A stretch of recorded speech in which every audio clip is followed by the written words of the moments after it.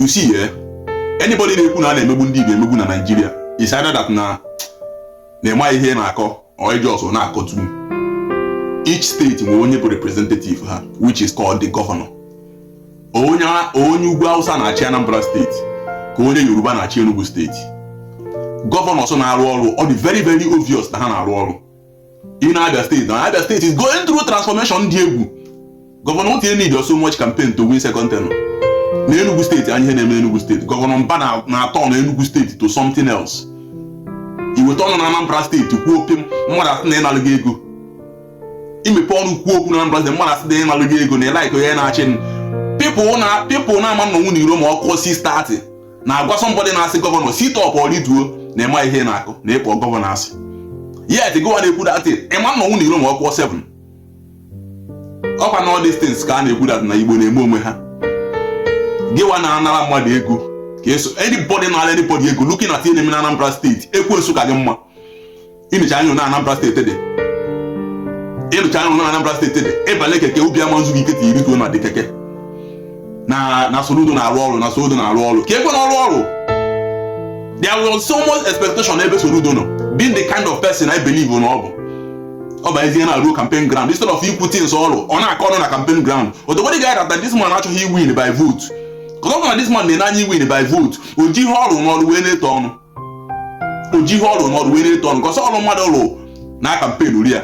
Any ekwugo m this thing before. Anybody chịrị ọchịchị for 4 years when they make so much campaign is a colossal failure. If a failure may not campaign so much after 4 years, let all a campaign for you. And when anybody got around those over or those over happy to their vote. And when anybody got around diamond happy to their vote. And when anybody got happy to their vote. You need her campaign. And anybody na rush ọchịchị bụ onye ori. Anybody na-achị ego bụ ọchịchị wit aka na bụ onye ori. Ịrụ ọrụ adịrịzi especially ịrụ public ọrụ. Ichi na-azọ ka ịrụ public ọrụ ma na bụ onye ori. Jigodi community unu wee malụ. Enwe ndị ga-achịcha ọchịchị ọ bụ na constitution so na 4 years ka onye a ga-achị 4 years onye na-asị ka ọ rituo ndị mmadụ asị ya mba na ịka ya chi again. Why? Because the person they accountable, the person they responsible, the person they dedicated to ọrụ ọ na-alụ. Ndị mmadụ ama nkwe ka ọ rituo kama ka edegharịkwa the constitution mgbe onye na-achịkwa again. Mgbe ị ga-afụ onye na-azọ ka o were that post ndị mmadụ asị ya mba na-asụ onye chibugonu before chịkwa kama si degharịa constitution ka that person chi 4 years chịkwa another one. Nwanne elu ọrụ you need so much campaign. You don't need so much campaign. And it is very very painful that na ndị Bible ọfụrụ ego kwere ọnwụ abịa ka ekwu mmadụ asị m that na ọ na-akwụ ụgwọ ọnwa na ọ na-akwụ ndị ọrụ oyibo ụgwọ ọnwa ọkwụ ndị ọrụ oyibo ụgwọ ọnwa ego ya. Is it his money? Nna amadị m ihe mee ndị be anyị as in we have been so bamboozled to the point that na enye gị ihe bụ nke gị you begin to appreciate that person.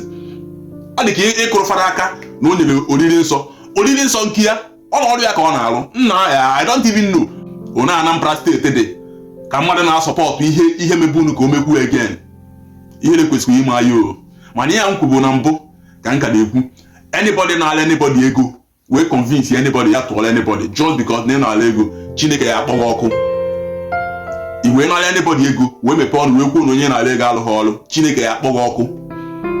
Iwe na-eche ka Anambra State dị na Anambra State bụ ọ na-akụ 9:30 to 10 mmadụ adụọ kii na moto jebe Ọka from Ọnịcha dụọ kii na moto 10:30 n'abalị 11 o'clock n'abalị dụọ kii jebere oge Ọka ọ jebere n'oge Asaba gbaa n'ụzọ nọma ka mmadụ na-ama mgbanwe n'ụzọ na 8 o'clock onye kwuru okwu ya asị gị na Anambra State ka eke isi akọ ndị niile nọ na Anambra a na-ezo ihe ọma ezo. Onye Abia State dị do na Abia State anyị nọ jealousy na Abia State like somebody like Alex Oti bebachi Abia State. Our failure is in leadership. All the very very obvious. It's more mmadụ pata na ọchịchị everybody we know akwụkwọ sọpụrụ ya that when good men are in power people rejoice. All the very very obvious. Mana imepe ọnụ kwuo okwu somebody see from side that governor emepe ọnụ na common sense attack logo without fact. Instead of facing gị na ihe onye alụ ọ na-asị onye eme argument for argument's sake.